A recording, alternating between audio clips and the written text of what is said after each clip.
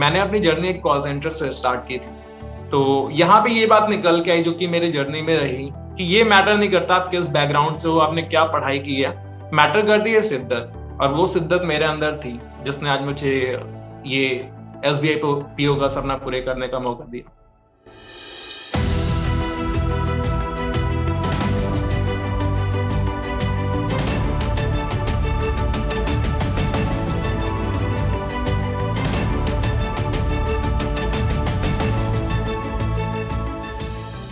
Hello, everybody, and welcome to another episode of Chamomile Tea with Toppers, an initiative by An Academy, and I'm your host, Rishabh. Today, we have with us on the show Mayank Kasera, who has recently cleared the SBI PO examination, and he's here with us to discuss his preparation strategy and what led to him doing really well in this journey. So, let's speak to Mayank. Hi Mayank, welcome to the show. कैसे हैं आप? सब बढ़िया सब। चलो, great to have you with us. Firstly, बहुत बहुत congratulations इस achievement पे। बोले कैसा लग रहा है SBI PO बनकर? SBI PO की फीलिंग तो आप मेरे फेस से ही देख पा रहे होंगे।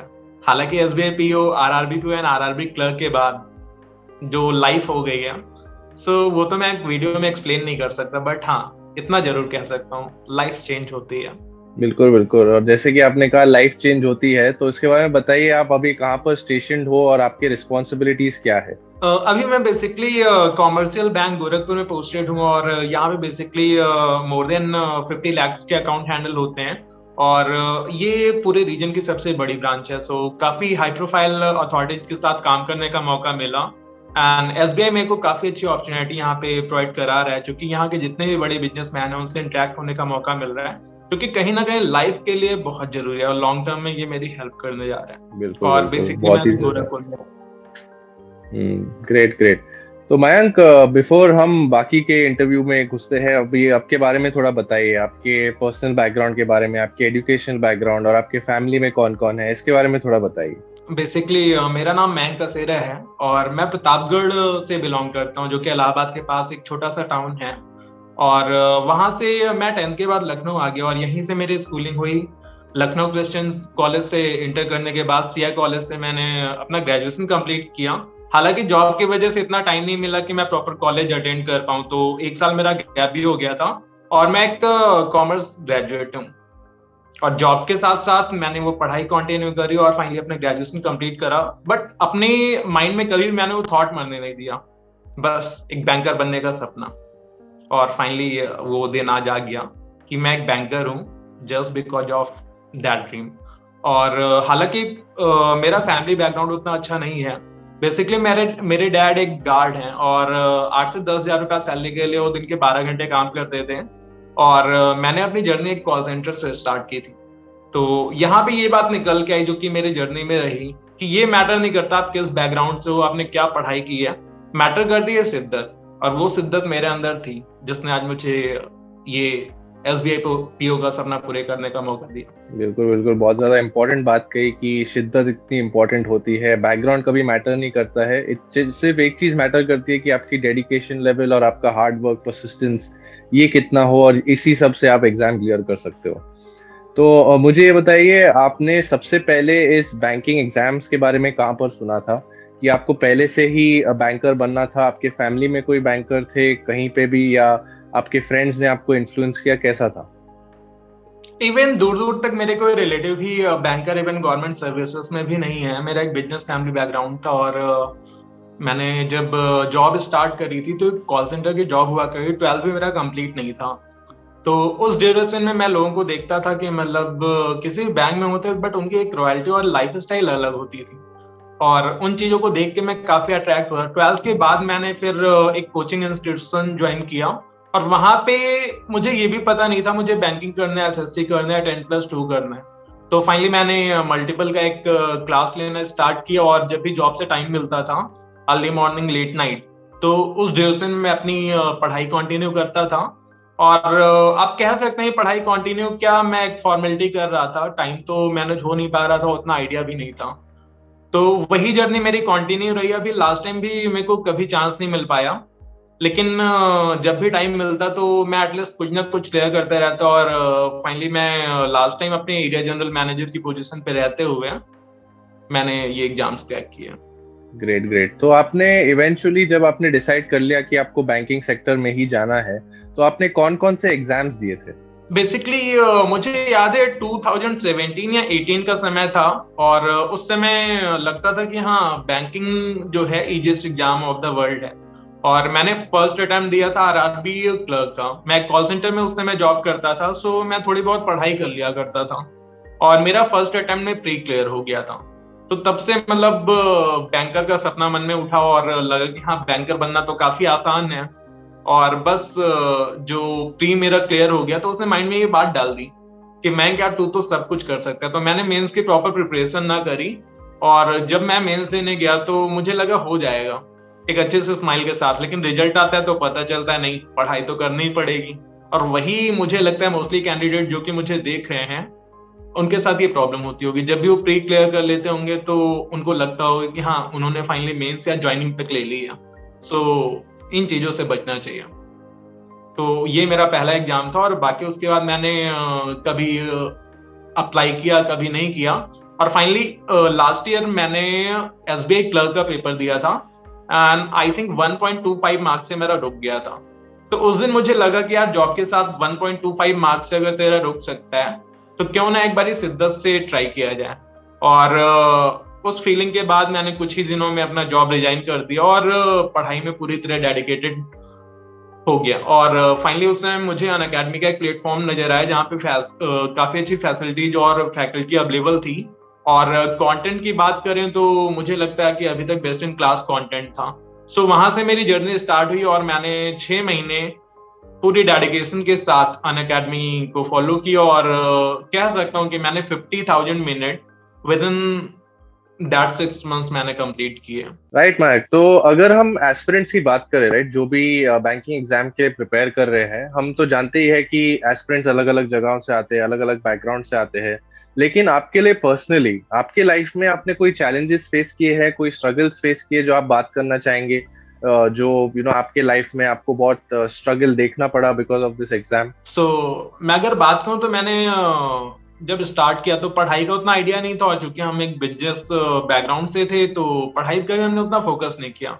और 5th से 8th क्लास की जो मेरी जर्नी तो एक गवर्नमेंट स्कूल में भी थी, और वहां पे कहीं ना कहीं कह सकता हूँ कि मेरा बचपन मेरी ही लैंग्वेज में बर्बाद हुआ, कह सकता हूँ।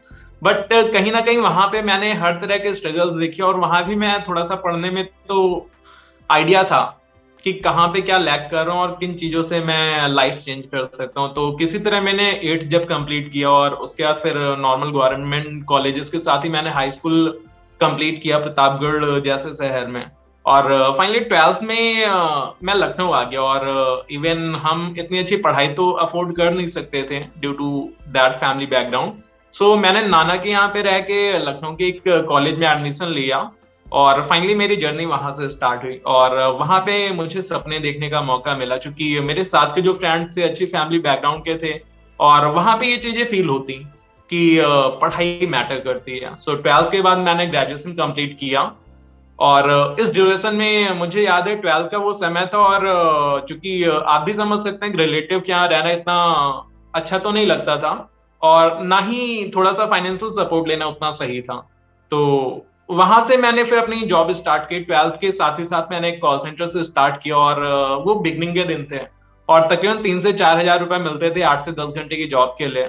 सो उस ड्यूरेशन में मुझे लगा कि हाँ, पढ़ाई के लिए कुछ करना चाहिए। और बेसिकली जरूरी नहीं आप बीटेक या एमबीए करो तभी आप एक सक्सेस इंसान हो सकते हो। सो वहां पे मैंने जब स्टार्ट किया तो चीजें सीखने को मिलती रही, और साथ ही साथ मैंने ग्रेजुएशन प्राइवेट ही अप्लाई किया, और फाइनली कभी जब भी टाइम मिलता कॉलेज चला जाया करता था। तो इस ड्यूरेशन में मुझे याद है वो समय रहा होगा 2013-14 के आसपास। सो कॉल सेंटर से लगा कि अब इसके बाहर भी दुनिया है। सो मैंने एक इंजीनियरिंग कॉलेज ज्वाइन किया एज अकाउंटेंट, और वहां से थोड़ी सी लाइफ अलग दिखी। और देखते ही देखते मेरे को एक अपॉर्चुनिटी मिले लखनऊ के काफी अच्छे रिजॉर्ट में एज एन अकाउंटेंट। बट उन्होंने मेरे को वहां पे एज अ रिसेप्शनिस्ट काम करा है। हालांकि उस समय के लिए वो एक थोड़ा सा ऑड फीलिंग था, बट वो मेरी जर्नी के लिए बहुत ही जरूरी था। और उन दिनों मेरे जो बॉस हुआ करते थे एक आईएएस अधिकारी थे, और उनसे मुझे काफी चीजें सीखने को मिली कि जर्नी कितना मैटर करती है और कितनी लाइफ चेंज कर सकती है।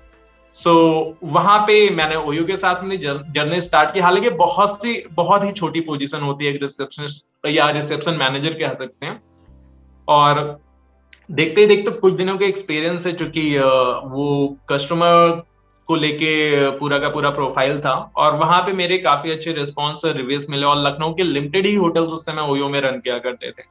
सो फाइनली वहां से मुझे ओयो ने अपॉर्चुनिटी दी, और रिसेप्शन मैनेजर से सीधे के सीधे जनरल मैनेजर, एक होटल लखनऊ में हुआ करता है प्रकाश सेन, वहां पे एज ए जनरल मैनेजर मुझे हायर कर लिया, just because of customer service and satisfaction and reviews of that particular hotel. और एज ए जीएम मैंने कुछ ही दिन काम किया होगा, सो कहते नहीं कि आपकी शिद्दत किसी काम को लेके हो, तो हॉस्पिटैलिटी कुछ वैसा ही था उस समय के लिए। मुझे काम करने में मजा आता था, और यहाँ पे पॉइंट ये भी निकल के आता है बच्चों के लिए कि आप काम वो करो जिसमें आपको मजा आए। सो फाइनली वहां पे मुझे मजा आने लगा था, और देखते ही देखते जिस बंदे के पास कोई भी एचएम की डिग्री ना हो, वो बंदा एक होटल का जनरल मैनेजर बन चुका। और फाइनली वहां पे भी सफर रुकना नहीं था। वहां पे मुझे ओयो के कुछ हायर अथॉरिटी ने एज अ प्रॉपर्टी ट्रेनर और as a city quality auditor बना के मुझे बरेली के लिए ऑफर दिया, और फाइनली मेरी जर्नी स्टार्ट हुई। जो बंदा एक सिंगल होटल हैंडल किया करता था, उस बंदे ने बरेली के 40 होटल्स हैंडल करने स्टार्ट किए। और देखते ही देखते वहां भी मेरी जर्नी थमी नहीं, और कुछ एक्स्ट्रा ऑर्डिनरी एफर्ट थे, और कह सकता हूँ कि कुछ देख के सीखने की कला। सो इसके लिए जरूरी नहीं कि आपके पास डिग्री हो, ये चीज आप देख के भी सीख सकते हो। हॉस्पिटैलिटी कुछ वैसा ही सेक्टर था, और देखते ही देखते मुझे एरिया जनरल मैनेजर बना दिया गया, और फाइनली 6 सिटीज मेरे अंडर थी, मोर देन 140 to 50 होटल। और ये जर्नी यहाँ पे आके थमनी नहीं थी, और इस ड्यूरेशन में मैंने कभी भी अपनी पढ़ाई डिसकंटिन्यू नहीं की। जब भी टाइम मिलता है 1-2 घंटे, या मतलब आप कह सकते हैं कि बस मैं बुक्स उठा के देख लिया करता था, और सपने तब भी मेरे थे। और कहते हैं नहीं, सपने और शिद्दत, तो मैं बात कर सकता हूँ। शिद्दत तो मेरी बैंकिंग के लिए थी, हालांकि सपने हॉस्पिटैलिटी के साथ जुड़े थे। ट्रैवलिंग करना किसको नहीं पसंद। सो उन सपनों से आगे निकल के मैंने थोड़ा सा शिद्दत पे फोकस किया, क्योंकि उस समय मेरे पास सब था, एक अच्छी फैमिली और एक अच्छी लाइफ स्टाइल, एक अच्छा सैलरी पैकेज। एंड मैं उस समय काफी अच्छी सैलरी पैकेज पे था, तो फाइनली मुझे लगा कि अब चांस लेना चाहिए, अब तेरे पास सब कुछ है। और उस दिन मेरे माइंड में एक थॉट आता है कि क्यों ना शुरुआत की जाए पूरी शिद्दत से। और इसी ड्यूरेशन मुझे याद है, जिस समय मैं एजीएम था, उस समय मैंने एक पेपर दिया था एसबीआई क्लर्क का, और फाइनली 1.25 मार्क्स से मेरा वहां पे वो पेपर रुक जाता है। और बात दिल पे लगती है कि जब मैंने शिद्दत से पढ़ाई नहीं करी और फोकस करके पढ़ाई नहीं करी, तो 1.25 से रुक रहा है, दैट्स मीन कुछ तो है, और चांस देना चाहिए लाइफ को। उस दिन मम्मी को मैंने कॉल किया, और फाइनली उनको मैंने अपना डिसीजन बताया कि मम्मी ऐसी ऐसी सिचुएशन है, सेविंग्स मेरे पास इनफ है कि हम 1.5 साल घर पे बैठ के फाइनली चीजें मैनेज कर सकते हैं। और उस दिन मैंने उनके हाथ में वो पैसे रखे जितने मेरी सेविंग्स थी। मैंने कहा अब आप टेंशन फ्री हो जाओ, 1-1.5 साल के लिए मुझे छोड़ दो। और मैंने उसी समय जॉब रिजाइन किया, बॉस को कॉल किया, और फाइनली मैंने शाम की ट्रेन ली और रात में घर। और फाइनली अगले दिन से मैंने शुरुआत करी। 2-4 दिन मैंने इधर उधर कंटेंट देखे, बट मुझे कहीं पे कोई भी सॉल्यूशन नजर नहीं आ रहा था। बस एक रास्ता नजर आ रहा था कि हाँ कुछ किया जा सकता है। तो अनअकैडमी ने काफी सारे फ्री क्लासेस और इस टाइप की कंटेंट अवेलेबल करा रखे थे, तो वहां से मेरे को थोड़ा सा आइडिया मिला, और मैंने अनअकैडमी पे फाइनली इन्वेस्ट करने का प्लान किया। हालांकि 6 से 7 हजार रुपए ही थे, लेकिन आप समझ सकते हैं ना, जो बंदा एक वेल सेटल्ड हो लाइफ में, वो 6-7 हजार भी इन्वेस्ट करने के लिए सोचता है, खासकर पढ़ाई को लेके। तो मैंने उस दिन फाइनली एक डिसीजन मेकिंग की, और जितने भी पैसे लगने थे मैंने फाइनली इन्वेस्ट किया। और उस दिन भी मैंने जब अनअकैडमी देखता तो 2-4 दिन थोड़ा सा समझ में आता, बट उतना इंटरेस्ट नहीं आता था। और एक दिन मैं ऐसे छत पे टहल रहा था, तो एक यहाँ पे एक आपको रोकूंगा। कुछ चीजें होती हैं, बच्चों को लगता है कि बुक्स या मतलब कह सकते हैं नॉवेल्स या इस टाइप की जितने भी कंटेंट अवेलेबल है मार्केट में, एक्सेप्ट स्टडीज या बैंकिंग का जितना भी कंटेंट, उससे हटके, या कह सकते हैं सॉन्ग या पॉडकास्ट वगैरह कह लें। मैं उन दिनों की बात करता हूँ, जस्ट मैं अपनी छत पे टहल रहा था, और एक पॉडकास्ट पे मैंने क्लिक किया, और पॉडकास्ट का नाम था रिस्टार्ट। और उस पॉडकास्ट को जाकिर खान सर ने दिया था। और फाइनली मैंने जब स्टार्ट किया ना, तो मुझे लगा कि हाँ कुछ ऐसा ही होगा, टाइम पास हो जाएगा, 10-5 मिनट का माइंड फ्रेश हो जाएगा। और फाइनली उस पॉडकास्ट की अगर मैं बात करूं, तो उसमें उन्होंने बताया कि आप अपनी इंडस्ट्री में कितने भी बेस्ट हो, बट अगर आप अपनी इंडस्ट्री स्किप करते हो, जस्ट लाइक ये बहुत से बच्चे होंगे जिनके साथ में ये प्रॉब्लम्स हैं, वो अभी किसी भी इंडस्ट्री में हो सकता है अच्छी पोजीशन पे हों या अच्छा डिजर्व करते हो, बट कहीं ना कहीं उनको इंडस्ट्री या अपना सेक्टर स्किप करना होगा, तो उनको लगता है दूसरे सेक्टर में जाके कि ये सेक्टर में भी मैं उतना ही एक्सपर्ट हूँ जितना कि पिछले सेक्टर में था, जबकि हकीकत कुछ और होती है। जस्ट लाइक मैं एक हॉस्पिटैलिटी का बंदा, अपने सेक्टर में मैं काफी ग्रो कर चुका था, लेकिन बैंकिंग तो मेरे लिए बिल्कुल नहीं होने वाली। तो यही जाकिर खान सर ने बताया कि आप जब दूसरे सेक्टर में एंट्री करो तो फाइनली वहां पे आप रिस्टार्ट करो, यानी कि अगर आप म्यूजिक स्टार्ट कर रहे हैं तो आप सारे गामा पा से स्टार्ट करेंगे, ना कि एक अच्छे से सॉन्ग से। So same to same banking में मेरे साथ हुआ, जब मैंने अपने 15 से 20 दिन इन्वेस्ट कर दिए और मुझे रिजल्ट कुछ भी नहीं मिला, तो मैंने फिर वहां से वही जर्नी स्टार्ट की जीरो से। और तब मैंने आपको सुन के काफी हंसी आएगी, इवन बच्चे भी ऐसा लगेगा कि ये बंदा क्या बोल रहा है, बट ये रियलिटी है जो कि शायद कोई बताना प्रेफर नहीं करते। मैंने वहां पे नॉर्मल से प्लस माइनस और डिवाइड करके इस टाइप के जो बेसिक क्वेश्चंस होते हैं, 2 के स्क्वायर कह सकते हैं, तो मैंने वहां से स्टार्ट किया और बिल्कुल ग्राउंड अपना तैयार किया। ग्रामर से लेके मैंने हर वो रूल पढ़ा जो कि बच्चे 5th क्लास में पढ़ते हैं। तो इन इस जर्नी में बेसिकली मेरे जो हेल्प की थी वो निम्सा बंसल मैम और आशीष अरोड़ा सर। सो इनके कुछ ऐसे क्लासेस थे जिसमें इन्होंने बिल्कुल बिगनिंग से बताया, सो मैंने वहां से स्टार्ट किया और बैंकिंग को मैंने फिर उसी रिस्टार्ट के तौर पे लिया।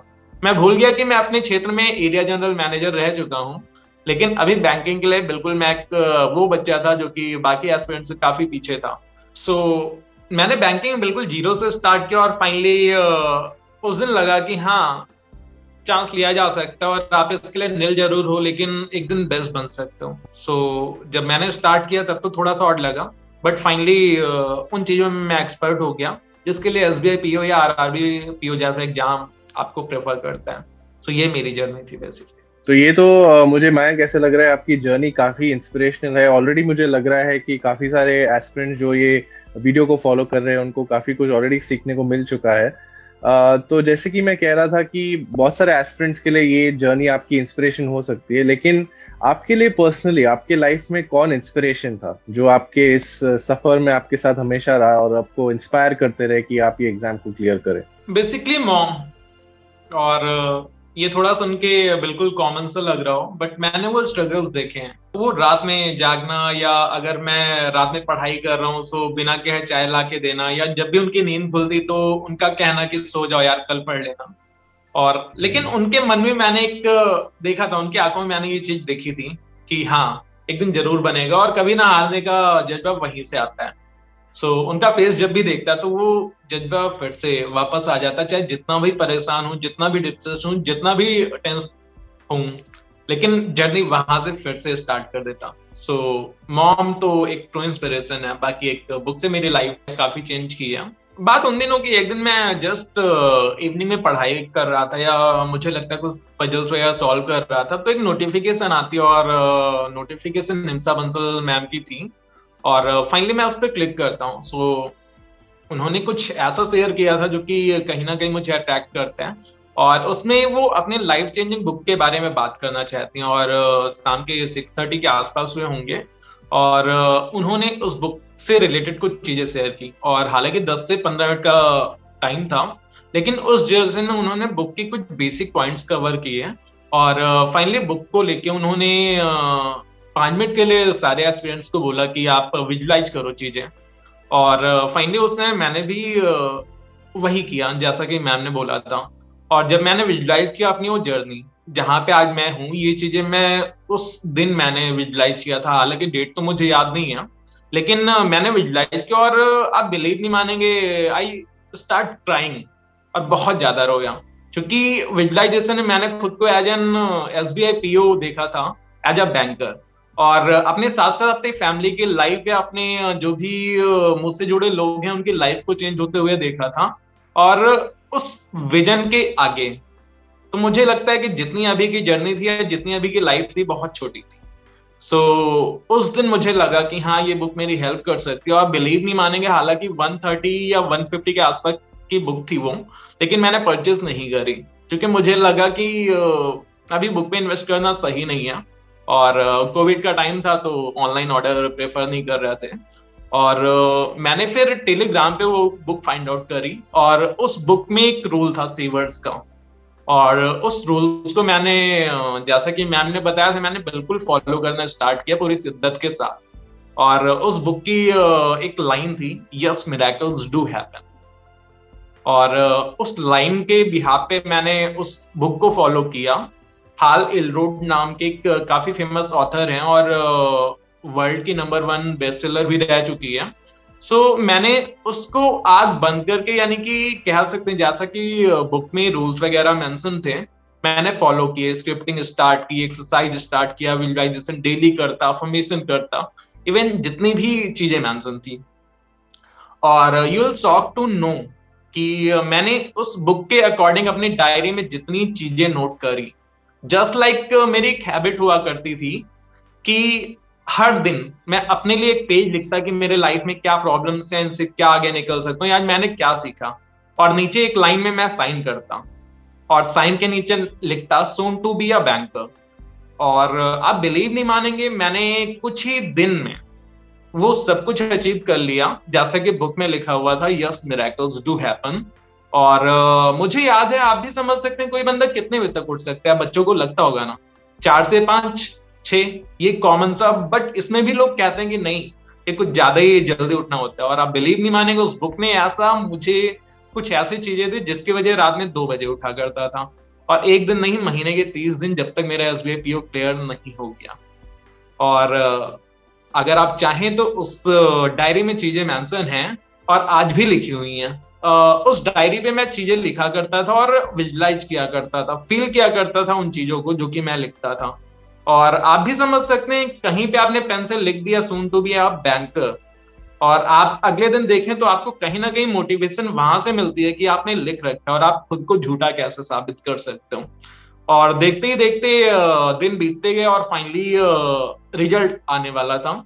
और मेरा RRB क्लर्क का रिजल्ट था, और मैं अपने होटल में कुछ काम कर रहा था, और फाइनली मेरे को लगता है कि रिजल्ट आने वाला है। और हालांकि बहुत ही छोटा रिजल्ट था in comparison to SBI PO mains and interview. लेकिन मुझे याद है वो तकरीबन 5 से 6 बजे का टाइम था, और मैं काफी प्रेशर में था, वर्क प्रेशर की बात करूं। मैंने उस समय रिजल्ट देखना सही नहीं समझा, लेकिन मुझे 5:30 के आसपास लगता है, यार मयंक काम बहुत हो गया, अब साइड में रखो, थोड़ा सा फ्रेश हो। मैं 5 मिनट के लिए फ्रेश होने गया, और फाइनली मैंने रिजल्ट पे क्लिक किया, और शॉक टू सी मेरी इस जर्नी का, यानी कि 1 साल की पूरी जर्नी का, जब मैंने सारा कुछ छोड़ा और इतना बड़ा रिस्क लिया एक अच्छी पोजीशन पे होने के बाद, वो सब रियलिटी में बदल चुका था। और एक क्लर्क की प्री निकलना, हालांकि बच्चों को ऐसा लगता होगा कि बहुत छोटी बात है, लेकिन जिसने वो पेन फील किया हो ना 1.25 से बाहर होने का, उससे आप पूछिए। और फाइनली उस दिन मैं बहुत रोया। हालांकि SBI PO के बाद तो उतनी खुशी नहीं मिली, लेकिन हाँ। और अगर मैं बात करूं तो उस दिन के बाद से मेरे जितने भी एग्जाम्स थे, सबके एक लाइन से रिजल्ट आना स्टार्ट हुआ, और फाइनली एग्जाम मोस्टली क्लियर हो गया। IPS PO नहीं क्लियर हो पाया था, बाकी सबके प्री क्लियर हो गया।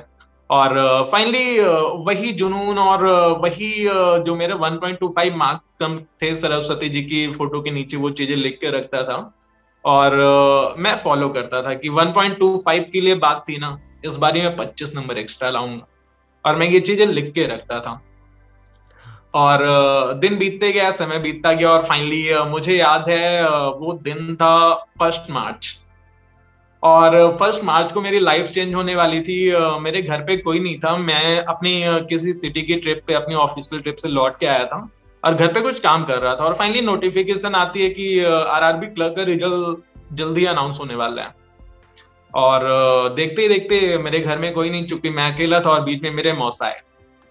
और मौसा ने मेरे को बहुत करीब से देखा है। जिस समय मैं 4,000 की नौकरी किया करता, साइकिल से जाया करता था, फैमिली इतनी प्रॉब्लम में हुआ करती, उस समय से उन्होंने देखा है। और you will shock to know कि जैसे ही मैंने क्लिक किया, और फाइनली जैसा हमेशा होता है, 4-5 बार वेबसाइट नहीं चलती, और फाइनली लिख के आता है कॉन्ग्रेचुलेशन मयंक। और उस डायरी पे लिखे हुए वर्ड्स आज पूरे हो चुके थे।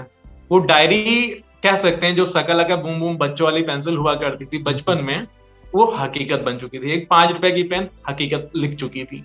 और फाइनली उस दिन मैंने उस डायरी पे काट के लिख दिया, सोन टू बी अ बैंकर नहीं, बल्कि फाइनली मैं कसेरा द बैंकर। और समय बीतता गया, मौसा उस दिन बहुत फूट फूट के रोए, हालांकि आप भी समझ सकते हैं रिलेटिव्स हैं, लेकिन मैंने वो फेस पे चाम देखा ना, बहुत खुश हुए वो।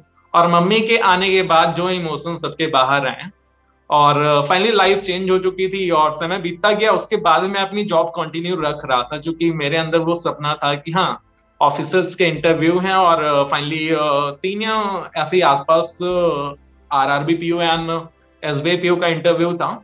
सो वो सब मैंने अपनी जॉब के बीच में ही दिया। हालांकि मुझे इतना टाइम नहीं मिल पाता था, कभी आगरा में हुआ करता था, कभी बरेली।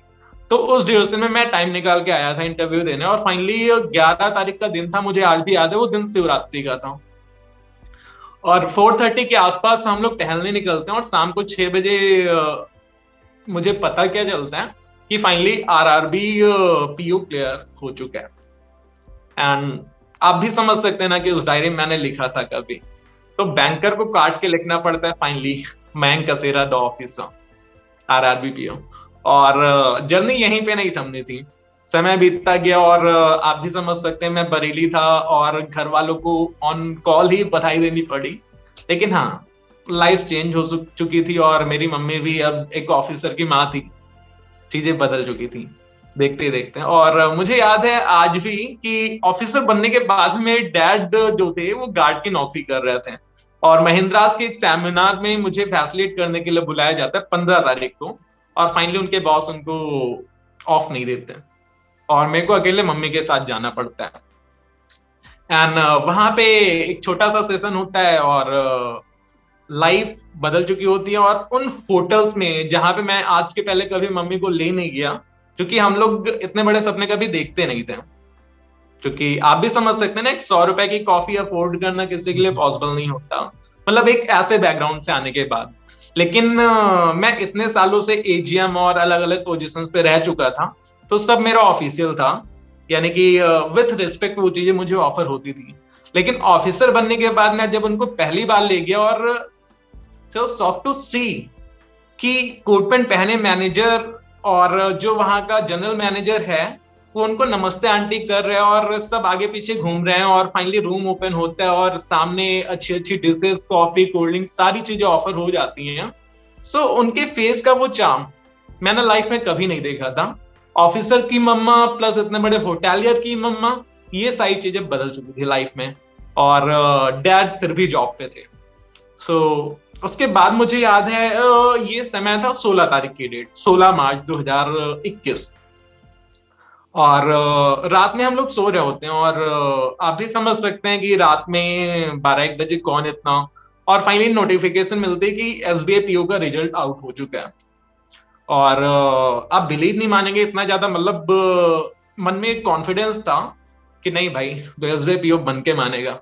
और सबसे बड़ी प्रॉब्लम क्या हुई उसमें, मैंने कई बार ट्राई किया, बट फाइनली रिजल्ट वहां पे विजिबल नहीं हो रहा था। जस्ट लाइक मैं तो रोल नंबर गलत डाल रहा था, कुछ चीजें गलत डाल रहा था। तो एक बार ट्राई किया, 2 बार ट्राई किया, कई बार मैंने ट्राई करी।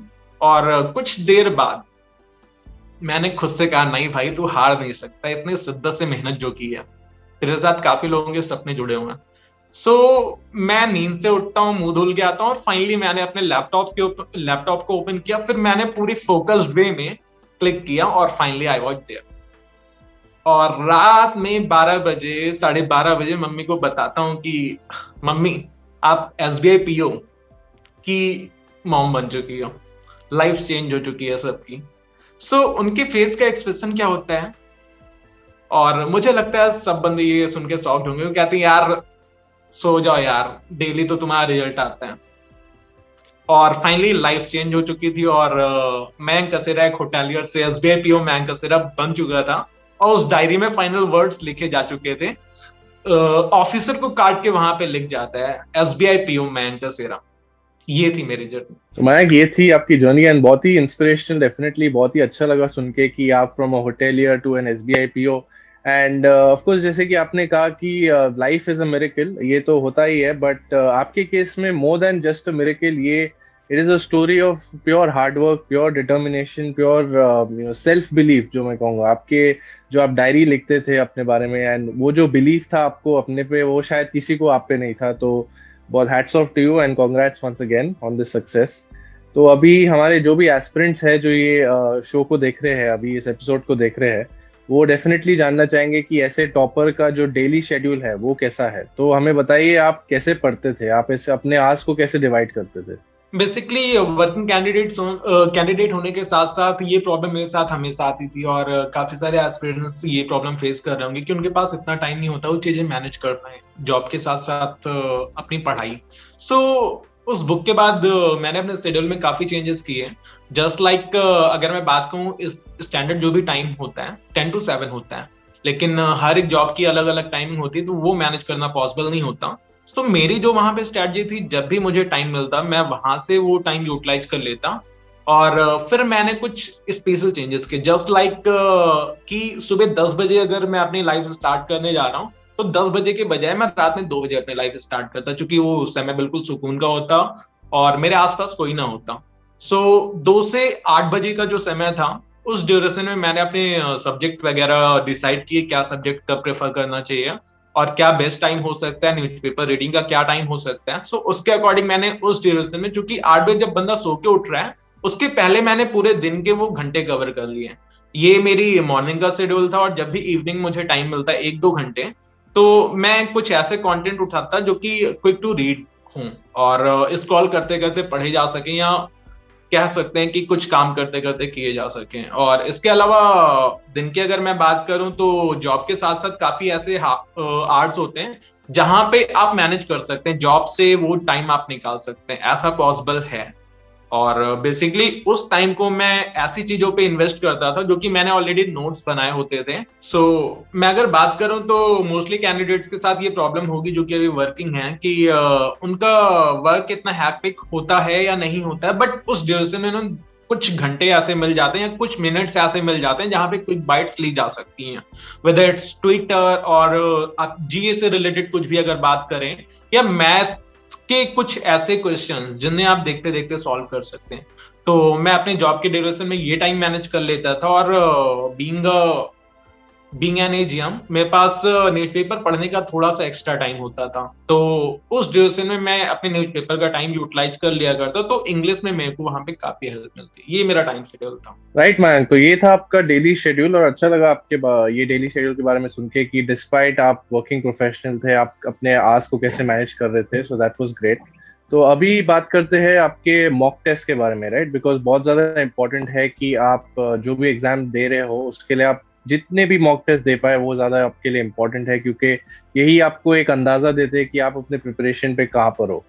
तो आपके हिसाब से ऐसा कोई नंबर है जो एस्पिरेंट्स को टारगेट करना चाहिए कि मुझे इतने मॉक्स ही देने चाहिए? और ये भी बताया कि मॉक्स को एनालाइज करना कितना इंपॉर्टेंट होता है। यहाँ पे मैं स्टूडेंट्स को सजेस्ट करना चाहूंगा, नंबर के पीछे आप कभी मत भागे, क्योंकि आप भी समझ सकते हैं जितने भी ऑप्शंस अवेलेबल है अभी मार्केट में, उन सब का लेवल अलग होता है। और अगर मैं बात करूं तो उन सब की स्ट्रेटजी अलग होती है और क्वेश्चंस अलग होते हैं। नंबर से आप यहाँ पे कंपेयर नहीं करेंगे। और अगर आप कंपेयर करना चाहें तो परसेंटेज की बजाय परसेंटाइल पे फोकस करें, क्योंकि कोई भी टेस्ट अगर अवेलेबल होते हैं, कोई मॉक्स अवेलेबल होते हैं, तो ओवरऑल अगर 1000 कैंडिडेट उसमें बैठ रहे हैं, तो अगर मैक्सिमम 60% बंदा अचीव कर रहा है, उसके बाद भी आप सेकंड रैंक ला रहे हैं, भले वो आपकी 58% ही क्यों ना हो, लेकिन उस 89 या 90% को आप बीट कर सकते हो जिसे आप टारगेट करना चाह रहे हो, जो कि आपके रेस में ही नहीं है। जैसा कि अगर मैं बात करूं 100 नंबर के पेपर में, आप सोच रहे हो कि अगर मैं 90 लाऊंगा तो सिलेक्शन होगा, तो ये मैटर नहीं करता। मैटर ये करता है कि उस पेपर का लेवल क्या था और मैक्सिमम बंदे ने क्या अटेम्प्ट किया। अगर 60 अटेम्प्ट कर रहे हैं, वहां पे 59 आप अगर अटेम्प्ट कर रहे हो, तो आप ही विनर हो। आप खुद को एक विनर समझ सकते हो, और फाइनली वही कॉन्फिडेंस और वही परसेंटाइल आपका एग्जाम क्रैक करने जा रहा है। मॉक पे मेरा सजेशन यही होगा कि फोकस आप परसेंटाइल पे करें। और साथ ही साथ अगर मॉक की अपने स्ट्रेटजी शेयर करूं, तो मार्केट में ऐसा र्यूमर चलता है कि जितने भी टफेस्ट मॉक्स हैं उन पे आप फोकस करो, लेकिन ऐसा नहीं है। मैं अगर बात करूं मेरी जर्नी की, तो मेरे पास अनअकैडमी का भी ऑप्शन अवेलेबल था, महिंद्रास भी था और टेक्स्ट बुक भी था। और इसके अलावा मैंने कुछ टफेस्ट मॉक्स ले लिए थे, लेकिन कहीं ना कहीं जब सॉल्व करने बैठता तो डिप्रेशन में चला जाता था, क्योंकि 100 में से 30-35 नंबर आ रहे हैं और फाइनली मेंस में तो प्रॉपर अटेम्प्ट ही नहीं कर पा रहा। बस उसके कंपैरिजन मैंने टेक्स्ट बुक पे अटेम्प्ट किया तो मालूम क्या चलता है कि परसेंटाइल मेरी काफी अच्छी आ रही है। अगर 4000 कैंडिडेट बैठ रहे हैं तो टॉप 2% में आ रहा हूँ, टॉप 1% में आ रहा हूँ। तो वहां से इंस्पिरेशन मुझे मिलने स्टार्ट हुई और फिर अनअकैडमी वगैरह भी मैं सेम चीजें फोकस करता हूँ कि भले ही मेरे नंबर बहुत ही लिमिटेड है, लेकिन मेरी रैंक और स्कोर काफी अच्छा है। सो अगर आप उन चीजों पे फोकस करेंगे और जब इन चीजों पे आप फोकस कर लें तो मेरा सजेशन ये है कि आप अपना पूरा का पूरा डेटा एनालाइज करें कि कहाँ पे आप लैग कर रहे हैं, किन चीजों पे लैग कर रहे हैं, और उस पे से इन चीजों पे फोकस मत करें कि क्या आप नहीं कर पाए। आप इस चीज पे फोकस करें कि आप क्या कर सकते हैं और किस पे आप अपनी स्पीड इंप्रूव कर सकते हैं। और ये चीज अगर आप कर लेंगे तो आपको क्वालिफाई करने से कोई रोक नहीं सकता, क्योंकि एग्जामिनेशन का लेवल अलग होता है, कंटेंट काफी सारा होता है, लेकिन आप कुछ चीज में एक्सपर्ट होते हैं और एग्जामिनर को वही चाहिए। So focus on that. Great great, बिल्कुल। और बात की जाए प्रीलिम्स के बारे में, राइट, तो ऑफकोर्स हमें पता है कि सब्जेक्ट्स कौन कौन से होते हैं, इंग्लिश, क्वांट्स और रीजनिंग। तो let's get into in individual subjects के लिए आपकी स्ट्रैटेजी क्या थी। तो सबसे पहले स्टार्ट करते हैं इंग्लिश के साथ, फिर क्वांट्स, फिर रीजनिंग, ठीक है। तो इंग्लिश के बारे में बताइए पहले, आपकी इसके लिए स्ट्रैटेजी क्या थी। ओके, बेसिकली अभी यहाँ पे काफी सारे बच्चों का ये क्वेश्चन होगा, मैं हिंदी बैकग्राउंड से हूँ, मुझे इंग्लिश उतनी अच्छी नहीं आती, मैं क्या करूँ। सो मेरा सजेशन है, मैं खुद एक हिंदी बैकग्राउंड से आता हूँ, लेकिन कुछ चीजें ऐसी होती हैं जिससे आप कमांड हासिल कर सकते हो despite being a Hindi medium candidate. So मेरी जो स्ट्रैटेजी थी, क्वेश्चन का ओवरऑल ओवरव्यू लेना।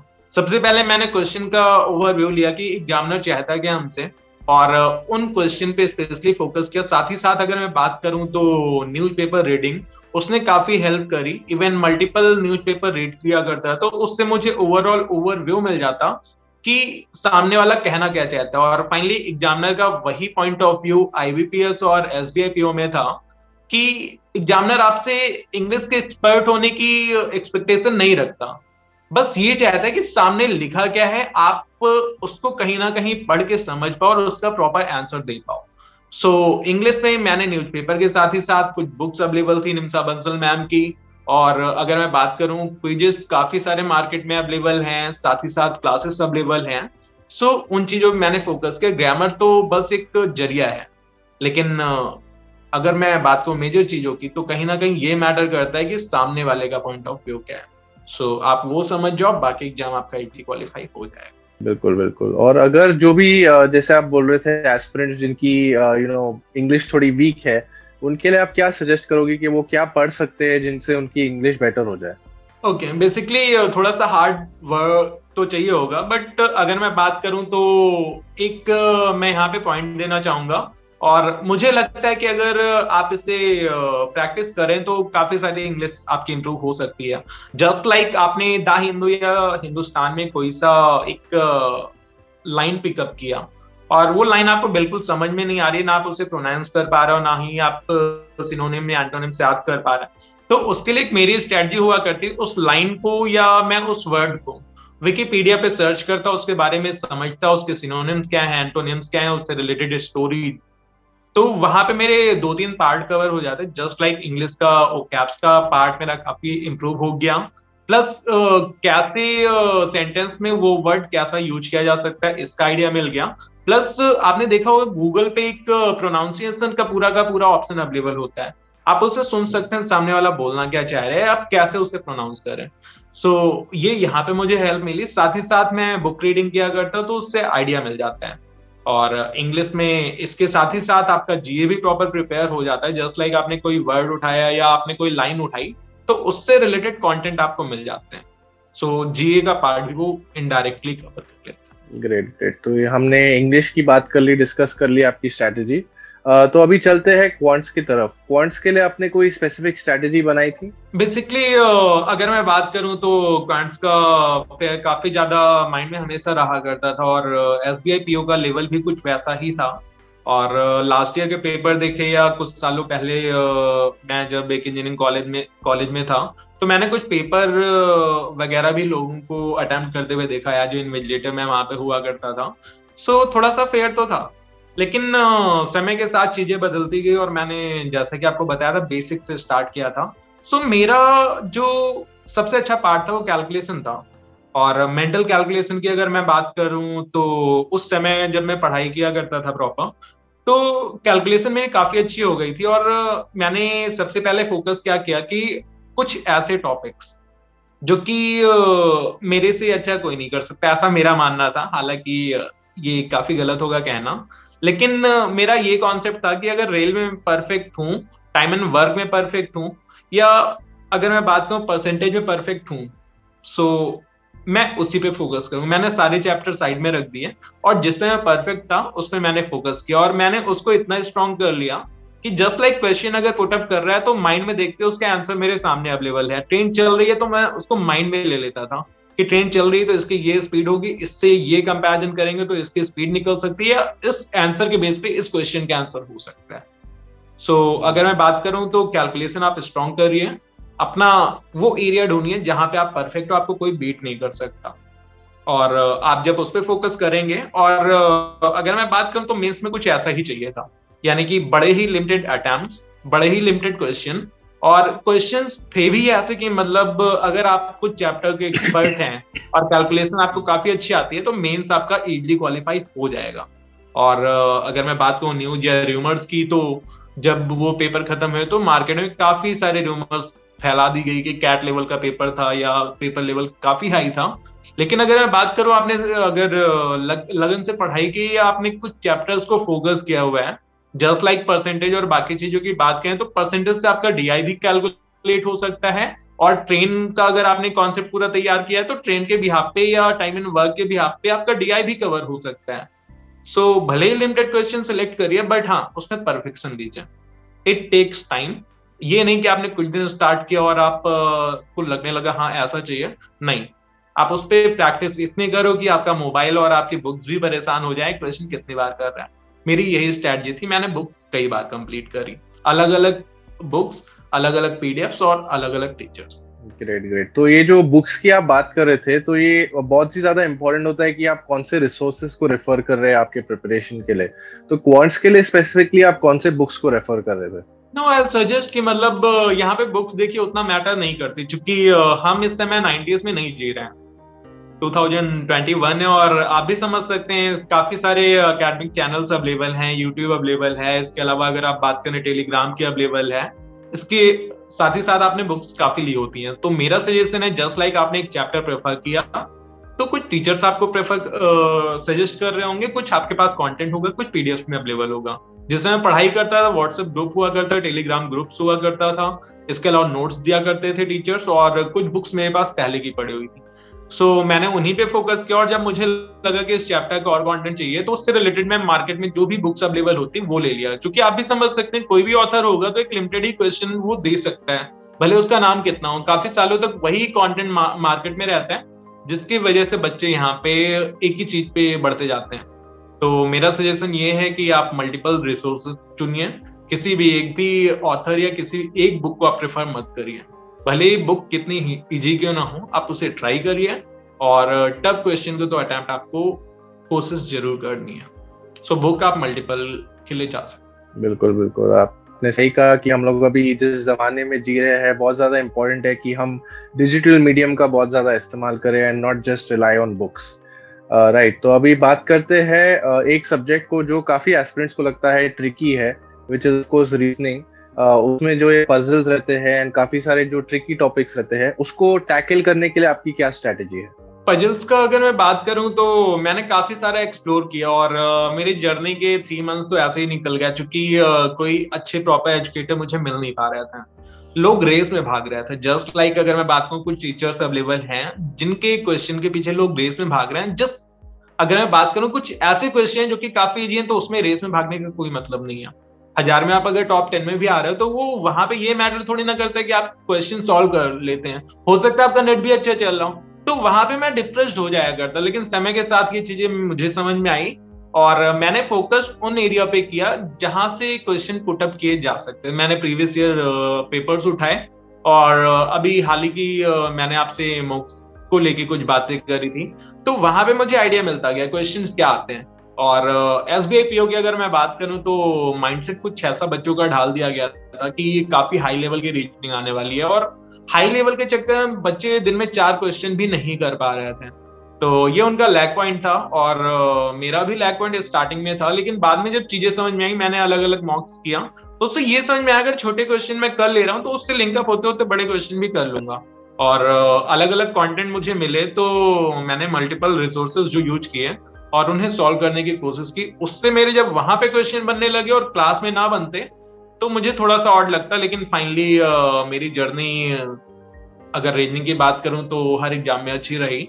और उसका बस इतना सा रीजन था कि मल्टीपल रिसोर्सेस, और अगर टफ क्वेश्चन लग रहे हैं तो जरूरी नहीं कि हम सॉल्व करें, उसे स्किप करें, और उन क्वेश्चन से मिलते जुलते या वैसा जो कंटेंट अवेलेबल है वो टीचर्स बनाते हैं टफ, नो डाउट, क्योंकि उनको उस लेवल का प्रिपरेशन, लेकिन एग्जामिनर पूछना क्या चाहता है। अगर मैं RRB की बात करूं तो उसमें प्री लेवल की पजल आई थी, बस थोड़े से उसमें एडिशन कर दिए गए थे, और बच्चे प्री लेवल पे उतना फोकस करके नहीं गए थे, और वहां पे उन्होंने अपना वो माइंड यूटिलाइज किया जो कि उनको प्रिपेयर किया करवाया गया था टीचर्स के थ्रू हार्ड क्वेश्चंस को लेके, और इसी वजह से उन्होंने अपना टाइम स्किप किया और वो क्वेश्चन कर नहीं पाए। तो मेरी जर्नी का ये पार्ट था कि मैंने हर तरह के लेवल पे प्रैक्टिस की थी, और जैसे क्वेश्चन वैसा टाइम डेडिकेशन, और जो अगर फोकस रहा मैं किसी चीज पे वो था टाइम मैनेजमेंट, क्योंकि मैंने कुछ फेलियर्स देखे टाइम पे मैंने फोकस करते हुए उन रीजनिंग के क्वेश्चन, क्योंकि रीजनिंग में जब तक आप क्वेश्चन सिलेक्ट नहीं करेंगे तब तक आप रीजनिंग के लिए नहीं। बिल्कुल बिल्कुल। और आप अभी बात कर रहे थे मल्टीपल रिसोर्स की, तो ये कौन से रिसोर्सेज थे जो आप रेफर कर रहे थे? जिस ड्यूरेशन में क्लासेस लिया करता है, टेलीग्राम ग्रुप्स वगैरह सर के बनाए हुआ करते थे, साथ ही साथ आप सर्च करते, या अगर मैं बात करूं तो बताया जाता है कि फेसबुक और इंस्टा और इस टाइप की जितनी भी चीजें हैं ये केवल आपके माइंड को डाइवर्ट करते हैं, जबकि ऐसा नहीं है, काफी सारे रिसोर्सेस वहां भी अवेलेबल हैं। और इसके साथ ही साथ बुक्स जो आपके पास अवेलेबल हो आपकी कोचिंग क्लासेस के द्वारा दी गई या मार्केट में जो भी अवेलेबल है। और इसके साथ ही साथ अगर मैं बात करूं तो काफी सारे ऐसे ऑप्शंस अवेलेबल हैं, जस्ट लाइक अगर आप गूगल पे क्वेश्चन भी सर्च करेंगे तो उससे रिलेटेड काफी क्वेश्चंस खुलते जाएंगे। सो उस तरह की मैंने पीडीएफ ली, जो जरूरी लगी वो मैंने प्रिंट करके रखी, जो नहीं जरूरी थी मैंने उसे पीडीएफ फॉर्म में रखा। लेकिन हाँ, और जो मेजर पार्ट था कि अगर मैं किसी भी क्वेश्चन पे फंस जाता तो मैं उस क्वेश्चन को स्किप करना प्रेफर करता था, जो कि मुझे लगता है काफी बच्चे नहीं करते होंगे। वो उनका लैक पॉइंट था, क्योंकि वहां पे वो अच्छी चीजें नहीं सीख पाते थे। मैं स्किप करके उतने समय में अगले 10 क्वेश्चन पे पूरी कोशिश करता हूँ। राइट मैम, तो ये थी आपके प्रीलिम्स की स्ट्रेटेजी और हमने बहुत ही डिटेल में इसके बारे में डिस्कस किया। अभी चलते हैं मेंस की तरफ, बिकॉज अभी हम जानते हैं मेंस एग्जाम कितना इंपॉर्टेंट है। तो इसके बारे में बताइए कि मेंस के लिए आपने स्ट्रेटेजी क्या बनाई थी, बिकॉज ऑफ कोर्स यहाँ पर एक बहुत ही important another subject is added, current affairs का। तो इसके लिए आपने क्या स्ट्रेटेजी बनाई थी फॉर द मेंस? अगर मैं बात करूं तो यहाँ पे एस्पिरेंट्स में अभी काफी ज्यादा ये कंफ्यूजन होगी कि मेंस की प्रिपरेशन करने के लिए एग्जैक्ट टाइम क्या है या ऐसा कोई स्टैंडर्ड टाइम सेट है। तो ऐसा नहीं है। ये जब मैंने अपनी जर्नी स्टार्ट की, जिस दिन मैंने पहले दिन ही थॉट लिया तो उस दिन ही मैंने सारा स्टार्ट कर दिया था।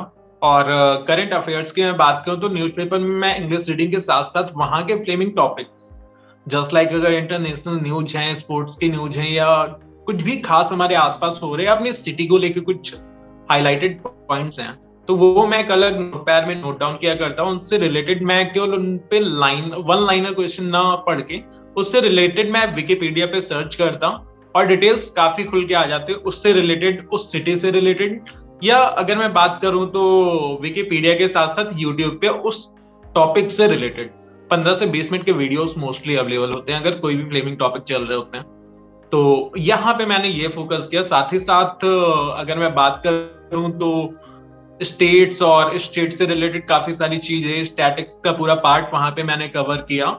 जब न्यूज़पेपर पढ़ता तो एक सिटी या एक स्टेट से रिलेटेड काफी सारे करंट अफेयर्स होते हैं, तो उससे रिलेटेड मैं जब सर्च किया करता था तो वहां पे क्या बेस्ट है, क्या नदियां कौन सी अवेलेबल हैं, क्या पॉलिटिशियन से लेके चीजें चल रही हैं, और क्या इशूज आने वाले समय में आ सकते हैं, तो वो चीजें वहां पे मिल जाती है। और मार्केट से रिलेटेड जितनी भी चीजें होती हैं ये ना कि हमारे मेंस के लिए बल्कि इंटरव्यू के लिए भी जरूरी होता है।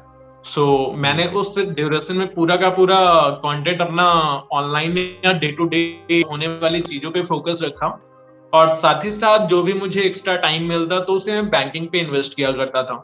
क्योंकि बैंकिंग से रिलेटेड क्वेश्चंस आने थे, और इसके अलावा जितनी भी चीजें थी वो उनके टीचर्स को फॉलो किया। कंप्यूटर का हालांकि आना थोड़ा सा ही पार्ट था, आरआरबी में काफी अच्छा पोर्शन उन्होंने कवर किया था, तो इसके लिए मैंने स्पेशली टीचर्स को प्रेफर किया। जो भी टाइम मिलता, मैं पूरा टाइम तो इन्वेस्ट नहीं कर सकता क्योंकि और भी सब्जेक्ट थे, तो वहां पे मैं उनके कंटेंट को स्किप करते करते, या अगर मैं टाइम की बात करूं तो आपने देखा एक टाइमर अवेलेबल होता है जिसमें कि आप काफी अच्छी स्पीड में वो वीडियो देख सकते हैं, जहां पे स्लो मूविंग या जहां पे उन्होंने क्वेश्चन करना है। तो 1 घंटे के वीडियो को मैं 20 से 25 मिनट में कवर करता, बाद में उनके पीडीएफ से जो कंटेंट मुझे मिलता था उस पे मैं थोड़ा सा वही सेम स्ट्रैटेजी, यानी ये कंटेंट पढ़ने के साथ साथ विकिपीडिया सर्च करता कि अगर ये चीजें इन्होंने बताई हैं तो इससे रिलेटेड क्या हमारे पास करंट में अवेलेबल है।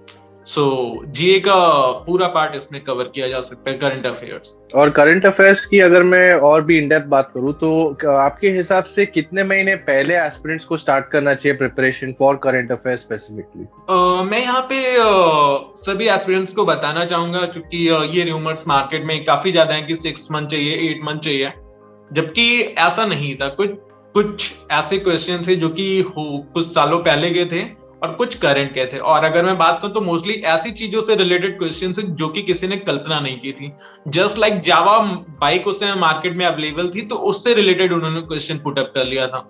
सरकारें बदल रही थी और उससे रिलेटेड कुछ क्वेश्चन उन्होंने पुटअप कर लिया था। कुछ चीजें उस समय अगर मैं बात करूं तो कुछ शाहीन बाग या इस टाइप से रिलेटेड कुछ चीजें चल रही, तो वहां से रिलेटेड उन्होंने कुछ क्वेश्चन पुटअप कर लिया। साथ ही साथ हमारे डे टू डे उस समय न्यूज में कोविड और इस टाइप की चीजें अवेलेबल थी, और जर्नी से रिलेटेड काफी सारी चीजें थी, सिटीज से रिलेटेड, तो इस टाइप की चीजें उन्होंने कवर की थी जो कि किसी ने एक्सपेक्ट नहीं किया था। बेसिकली हमें बताया ऐसा जाता है कि हम बैंकिंग पे फोकस करें और जनरल अवेयरनेस में स्टैटिक पे फोकस करें, बट उन्होंने करंट का काफी सारा कंटेंट ले लिया था। तो मेरा सजेशन ये है कि मंच पे आप फोकस मत करो, जब आप प्री स्टार्ट करो साथ ही साथ आप न्यूज़पेपर में क्या चल रहा है ये चीजें आप देखना स्टार्ट कर दोगे, लास्ट के 2 मंथ आपको पूरा आइडिया मिल जाएगा कि ये क्या था। और उस समय आप अगर वो 6 महीने का कंटेंट उठाओगे तो ना आप इंटरव्यू की प्रिपरेशन कर सकते हो, ना आप मेंस पे फोकस कर सकते हो। तो अगर आप डे 1 से स्टार्ट करते हैं तो आपका मेंस में काफी हेल्प करने जा रहा है। राइट, बहुत ज्यादा इंपॉर्टेंट है एस्पिरेंट्स के लिए कि आप डे 1 से ही स्टार्ट करें, बिकॉज यू नेवर नो कहाँ से कौन से सोर्स से कोई भी क्वेश्चन पूछा जाए। राइट, तो मयंक अभी डिस्क्रिप्टिव सेक्शन की बात करते हैं, जिसमें आपका ये जो लेटर राइटिंग और ये जो अपना ऐसे राइटिंग होता है, तो उसके बारे में बताइए। उसके लिए कोई स्ट्रेटेजी बनाई थी आपने? स्टार्टिंग में तो मुझे ऐसा लगा कि ये काफी टफ पोर्शन होने वाला है, लेकिन ऐसा कुछ था नहीं रियलिटी में।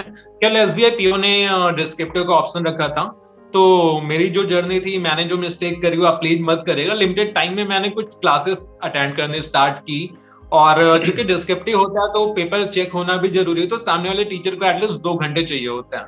और मेंस के समय हमारे पास इतना टाइम नहीं होता कि हम इंटरव्यू पे फोकस करें, डिस्क्रिप्टिव पे करें या अपने मेंस के सब्जेक्ट पे। तो मैंने वहां पे प्रिपरेशन तो करी, लेकिन उससे मुझे उतनी हेल्प नहीं मिल पाई। और मैंने उस समय फोकस क्या किया कि कंटेंट, चूंकि वहां पे टीचर्स तो बैठे नहीं है एसएससी या आईएएस की तरह, यूपीएससी की तरह, वहां पे एक कंप्यूटर बैठा है। तो मैंने थोड़ा सा मार्केट रिसर्च किया, तो मुझे ये आइडिया लगा कि पूरा का पूरा डेटा पे काम करता है। डेटा एल्गोरिदम या एआई की अगर मैं बात करूं, उन्होंने अगर कोई टॉपिक हमें दिया है तो उससे रिलेटेड सेंटेंस होना चाहिए, आपके कोई भी एरर ना हो, आपके पंक्चुएशन मिस्टेक्स ना हो, डेट वगैरह आप उससे अगर एंटर कर रहे हैं तो स्टैंडर्ड फॉर्मेट में करें। और रही बात टाइम की, तो उतने टाइम में आप चीजें मैनेज कर लें। तो बेसिकली मैंने सिस्टम को ऑब्जर्व किया कि सिस्टम को हमसे चाहिए क्या। कंटेंट यहाँ पे मैटर नहीं करने वाला है, बस आपने अगर कोई टॉपिक आपको दिया गया लेटर राइटिंग का या ऐसे का, तो मेक श्योर कि आप उससे रिलेटेड चीजें प्रॉपर वे में लिख पाए, सेंटेंस आप प्रॉपर फ्रेम कर पाए, टाइम मैनेजमेंट आप कर पाए, इसके साथ साथ आपकी स्पीड काफी अच्छी हो। सो यहाँ पे ये चीजें अगर आप फोकस करके जाएंगे तो डिस्क्रिप्टिव में बिल्कुल भी डरने की जरूरत नहीं है। और हाँ, ये मेरे एग्जाम्स जितने भी थे उसका काफी इजीएस्ट पार्ट था, और मेंस में अगर मैं बात करूं तो एसबीआई पीओ में काफी हेल्प कर इसने।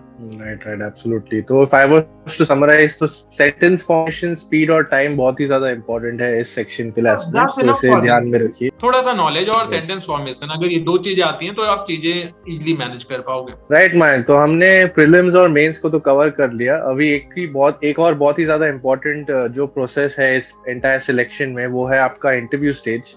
तो इसके बारे में बताइए, इसके लिए आपने कैसे प्रिपेयर किया? कि आप फैमिली के साथ बैठते थे, उनके साथ बात करते थे, यूट्यूब पे वीडियोस देखते थे? आपने इंटरव्यू के लिए कैसे प्रिपेयर किया? ओके सो अभी मैं डिस्कस करना चाहूंगा यहाँ पे कुछ चीजें। हालांकि बताया जाता है कि इंटरव्यू जो होता है टफेस्ट पार्ट होता है एक एग्जाम के लिए, लेकिन मेरा जो पार्ट था, तो मैं यहाँ पे कह सकता हूँ this was the easiest part of SBI PO. या अगर मैं बात करूँ तो इंटरव्यू ने काफी अच्छा रोल प्ले किया। तो मुझे याद है जब इंटरव्यू की प्रिपरेशन मैंने करी तो मुझे बिल्कुल आइडिया नहीं था, मैंने बस कभी कभी वीडियो देखे थे और उन्होंने इतने टफ क्वेश्चन पूछे थे जिससे कि कोई भी बच्चा डर जाए या एक लिमिटेड नंबर ऑफ क्वेश्चन है अटेम्प्ट कर पाए या उनका रिस्पॉन्स कर पाए।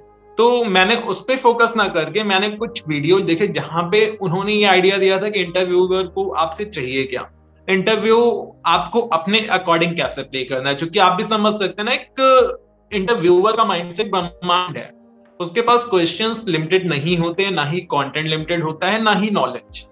सो उनको बीट करने का एक ही तरीका था कि उनके माइंड के साथ आप अपना माइंड मेकअप कर पाए कि उनको चाहिए क्या, उनको एक बंदे में चाहिए क्या। तो मेरा माइंड वहां पे ज्यादा, चूंकि मैं खुद एजीएम रह चुका था, मैंने काफी इंटरव्यू लिए थे, तो मैंने सामने वालों के माइंड रीड किए थे कि ये बंदे कैसे हैं और ये कैसा अपने आप को प्रेजेंट कर रहे हैं। सो मैंने ओवरऑल अपनी बॉडी पे फोकस किया कि उनके अकॉर्डिंग मुझे खुद को कैसा प्रेजेंट करना है। फर्स्ट पार्ट ये था। सेकंड पार्ट ये था कि जो भी बैंकर्स मेरे अराउंड थे, क्योंकि मैं इतनी बड़ी ऑर्गेनाइजेशन के साथ काम कर चुका था, तो मेरे काफी क्लाइंटेज ऐसे थे जो कि ऑलरेडी किसी बैंक में मैनेजर थे। मेरे एक दूर के रिलेटिव थे, वो भी रिटायर्ड मैनेजर थे। और साथ ही साथ इस टाइप के लोगों को मैंने कवर किया। और अगर मैं बात करूं, मैंने अपने बॉसेस से भी कोऑर्डिनेट किया क्योंकि उनको अच्छा आइडिया था, और एक मेरे पुराने टीचर थे। तो अपने आसपास का सर्कल मैंने ऐसा बनाया और मैंने सबके साथ अपनी मीटिंग फिक्स करी कुछ घंटों की। एक छोटा सा सेशन मैंने उनके सामने इंटरव्यू दिया, मैंने उनसे आइडिया लिया कि मैं यहाँ पे क्या मिस कर रहा हूँ। उन्होंने पॉइंट्स मुझे दिए कि आप यहाँ पे ये मिस कर रहे हो या एग्जामिनर को क्या चाहिए। वो पॉइंट्स मैंने नोट डाउन किए, उस पर फोकस किया। और कहीं ना कहीं उनके अकॉर्डिंग अगर मैं ड्रेसअप की बात करूं या मेरे बिहेवियर की बात करूं, इंटेंस की बात करूं, तो इस टाइप के पॉइंट्स उन्होंने मुझे दिए। और मेन पार्ट ये था कि सामने वालों को चाहिए था अपने अकॉर्डिंग बंदा, और उसके लिए उसको केवल बुकेस नॉलेज ना होके अपने आसपास की चीजों का नॉलेज होना, अपनी जॉब प्रोफाइल का नॉलेज होना, या उसने जो भी पढ़ाई की हो या उसका फैमिली बैकग्राउंड, इससे रिलेटेड पूरे के पूरे क्वेश्चन होने वाले थे। अगर मैं बात करूं आरआरबी पीओ की जर्नी की, तो इंटरव्यू तो पूरा का पूरा मेरे सिटी के आसपास ही घूमता रहा। और साथ ही साथ उनके अकॉर्डिंग उनके जो क्वेश्चन होते हैं वो आपसे पूछना तो चाहते हैं, लेकिन अगर आपने उनके अकॉर्डिंग आंसर दिया तो उसमें से कुछ पिकअप करते हैं। तो ये पॉइंट मैं सारे एस्पिरेंट्स के लिए बताना चाहूंगा कि इंटरव्यूअर जो भी क्वेश्चन आपसे पूछ रहा है, मेक श्योर कि उसमें कुछ चीजें आप ऐसी ऐड कर दो जिससे रिलेटेड आप पूरे टॉपिक को एक्सप्लेन कर सकते हो। तो मैंने कुछ ऐसे आंसर दिए जिसमें कि उन्होंने पॉइंट पिकअप किए। उनके पास खुद के क्वेश्चन नहीं होते, जस्ट लाइक अगर 100 बंदा वहां पे है इंटरव्यू के लिए, तो 100 अलग अलग क्वेश्चन उनके पास नहीं होंगे। क्वेश्चन वो पुट जो करेंगे वो आपके ही आपने जो आंसर किए होंगे उससे रिलेटेड।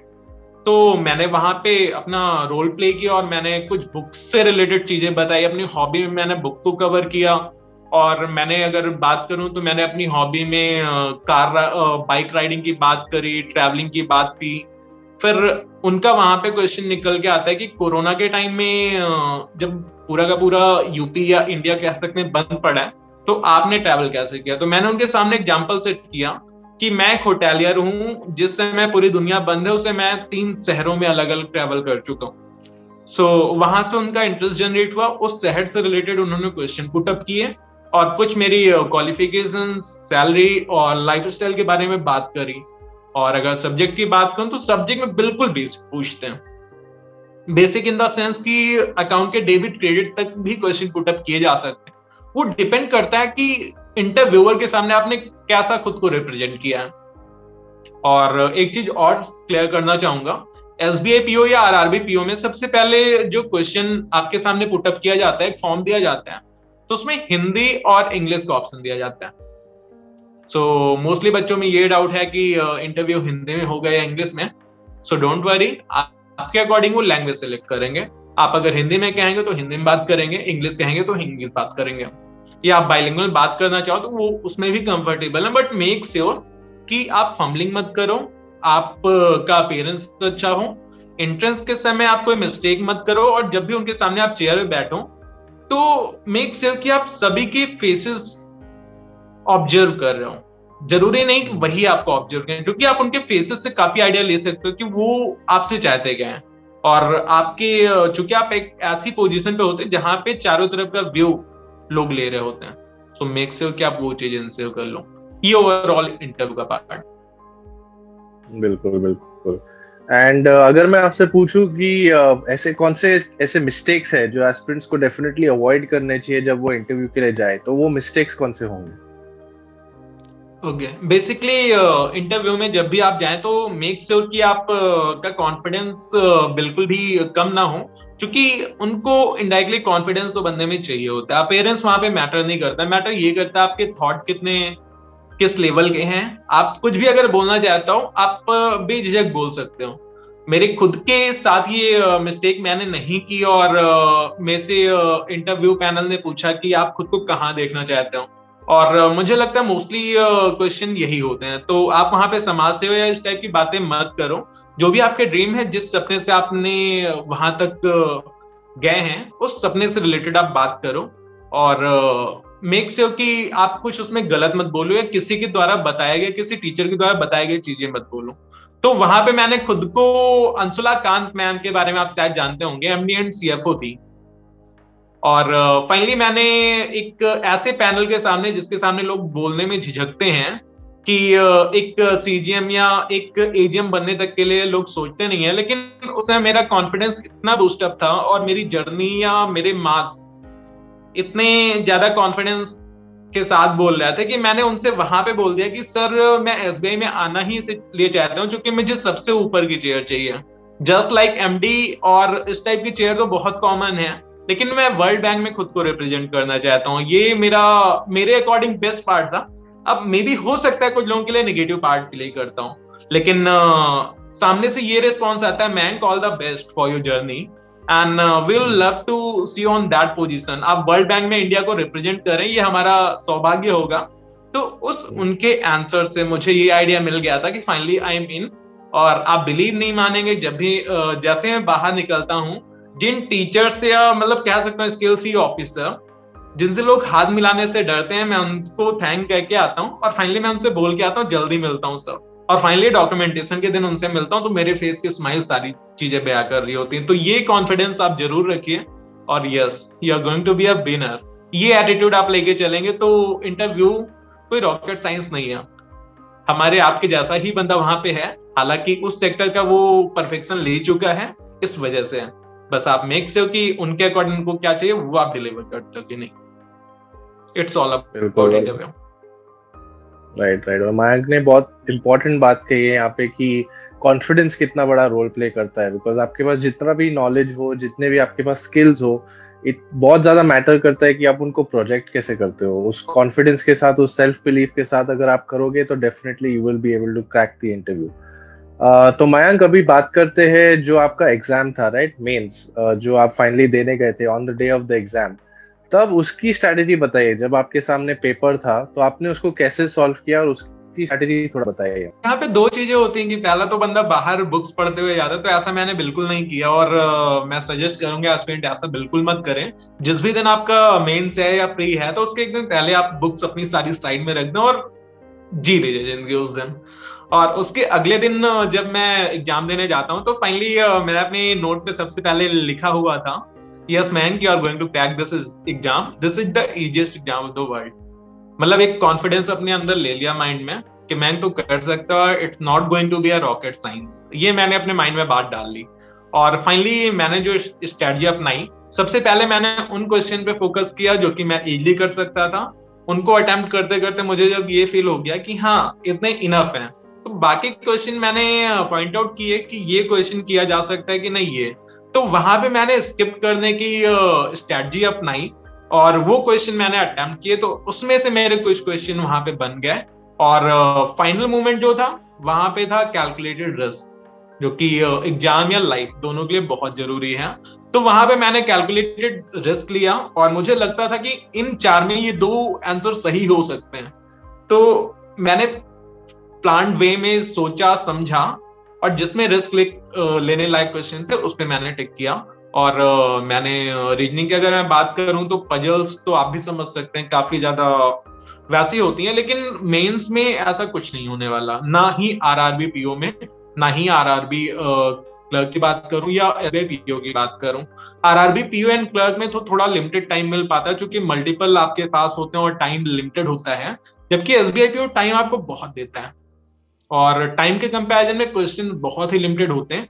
तो एसबीआई की स्ट्रेटजी बिल्कुल अलग है, आरआरबी की स्ट्रेटजी बिल्कुल अलग है। आरआरबी का लेवल थोड़ा सा लो रहता है, तो उसमें आप जिसे अटेम्प्ट करना चाहते हो वो क्वेश्चन सिलेक्ट करो, अटेम्प्ट करो और स्किप करने में अपना टाइम मत वेस्ट करो। बस लिमिटेड ऑप्शंस जो कि आपको बिल्कुल नहीं समझ में आ रहा उस पर स्किप करिए और जो आप कर सकते हैं उस पर ट्राई दीजिए, नहीं आता है तो आप 1-2 मिनट में उसको खत्म करके आगे बढ़िए। This was the strategy for RRB PO and clerk. और जस्ट इसके अपोजिट एसबीआई पीओ में क्या था कि आपको पहले डिसाइड करना है, क्योंकि क्वेश्चन लिमिटेड थे, मार्क्स वेरिएंस काफी ज्यादा था रीजनिंग और मैथ्स का इन कंपैरिजन टू इंग्लिश। सो मैंने बहुत ही लिमिटेड क्वेश्चन सिलेक्ट किए और जस्ट लाइक मैंने थोड़ी देर पहले आपसे डिस्कस किया था कि प्री में आपने काफी सारी रीजनिंग में क्वेश्चन किए थे, तो उससे लिंकअप होते होते उन्होंने काफी बड़े क्वेश्चन दे दिए थे, जो कि अगर आप वन टाइम में ट्राई कर रहे हो वो पॉसिबल नहीं था बनना। तो उसकी एक अलग स्ट्रेटजी थी कि मैंने क्वेश्चन को पार्ट में किया, जस्ट लाइक फिगर ड्रॉ करना, देन उस पर क्या क्या ऑप्शन होंगे वो देखना। तो मैंने वहां पे सारे पॉइंट्स नोट डाउन किए, फिर मैंने स्टेप वाइज उस क्वेश्चन को किए।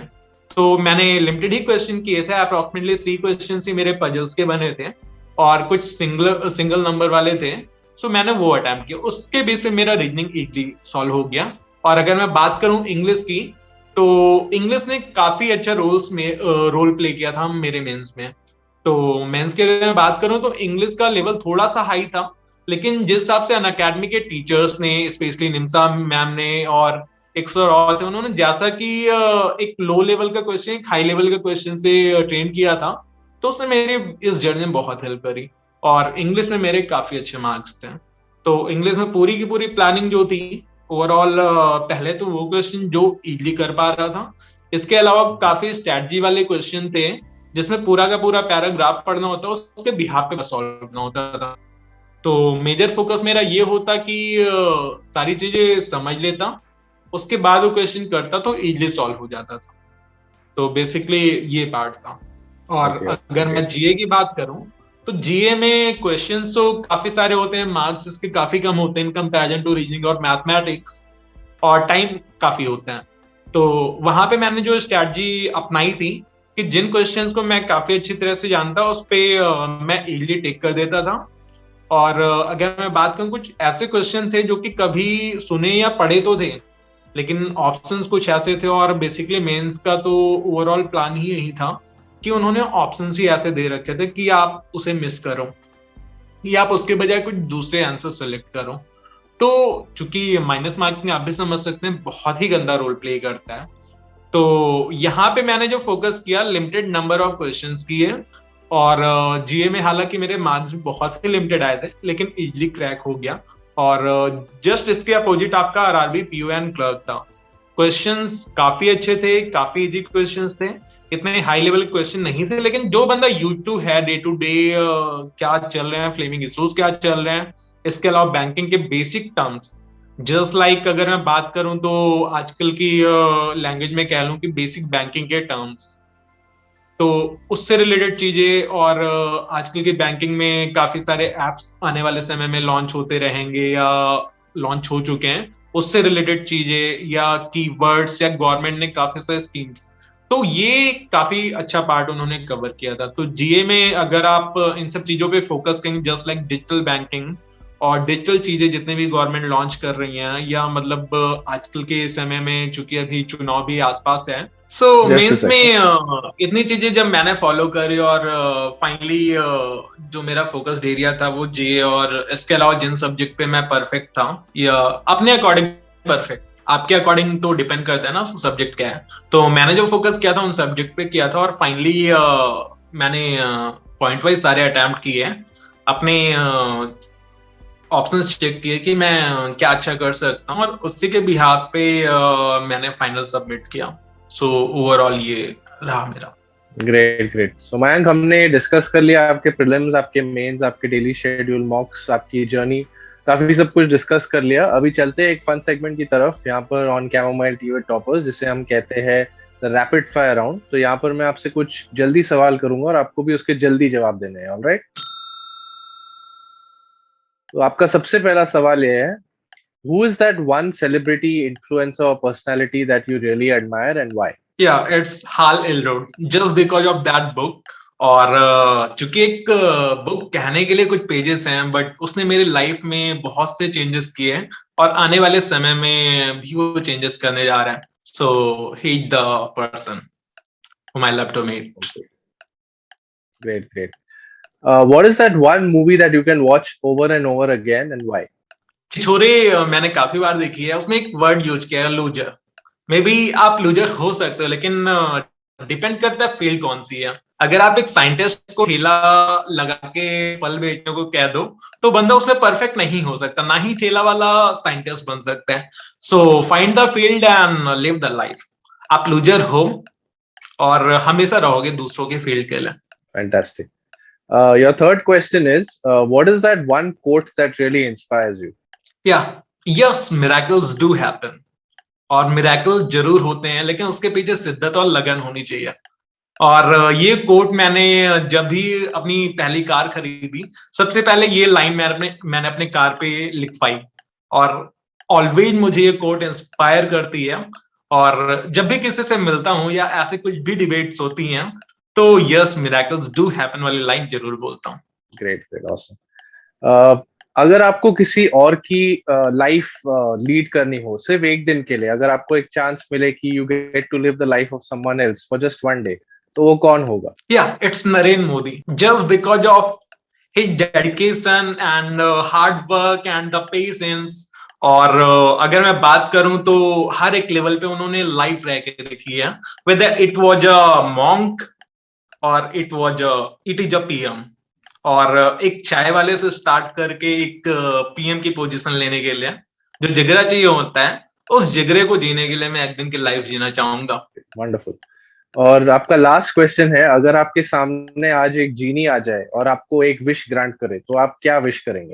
अगर कोई जीनी है ना, तो उससे मैं बस एक ही बात बोलूंगा, भाई एक ऐसा कभी ना हार मानने वाला हौसला देना, जिससे कि मैं हर मुश्किलों, हर चैलेंजेस को पार करके जो भी तुम देना चाह रहे हो ना, उससे 100 गुना ज्यादा अचीव कर सकूं।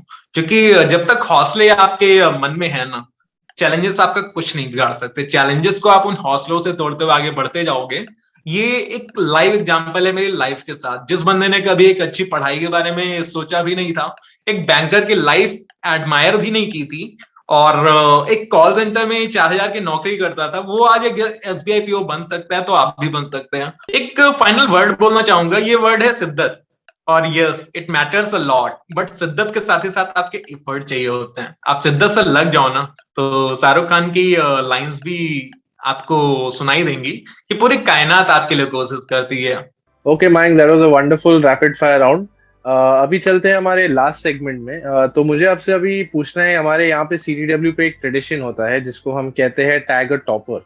तो आपके दिमाग में कोई है जो जिसका नाम आप हमें देना चाहेंगे? हम उन्हें नेक्स्ट एपिसोड में बुलाकर उनकी भी जर्नी, उनसे बारे में पूछ सकते हैं, तो ऐसा कोई है? शिव सर, गौरव मेरा एक फ्रेंड है। मैं भी काफी अलग अलग थॉट थे उसको लेके, बट मैंने उसका एक मोटिवेशन राउंड था हमारे ट्रेनिंग सेशन में, तो कुछ देर के लिए मैं टेडेक्स में चला गया था। I will suggest him to join सीटीडब्ल्यूडी।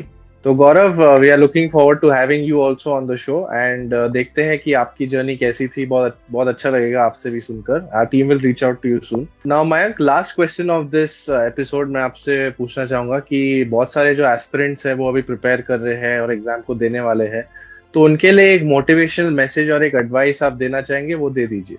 शिद्दत मैटर्स अ लॉट, और शिद्दत के पीछे आपकी सफलता रची जाएगी, आपको पता भी नहीं चलेगा। बस शिद्दत से लग जाइए एक गोल चुन के। All the best. That's wonderful. तो great Mayank, it was wonderful having you with us. आपका एक्सपीरियंस कैसा रहा बीइंग ऑन सीडीडब्ल्यूटी? काफी अच्छा, फेस पे काफी अच्छी स्माइल आ गई हैक्टिक डे होने के बावजूद। तो मयंक, बहुत अच्छा लगा आपसे बात करके and we wish you all the very best in your years to come and hope you achieve much more successes in your life. Thank you. So ये थे मयंक जिन्होंने हमें ज्वाइन किया on this episode of chamomile tea with toppers, और बहुत ही important बात कही कि जो भी हो हमेशा शिद्दत से काम कीजिए and definitely you will achieve whatever you want in life. We will be back with another episode of Chamomile Tea with Toppers soon. Till then, take care of yourselves and stay safe.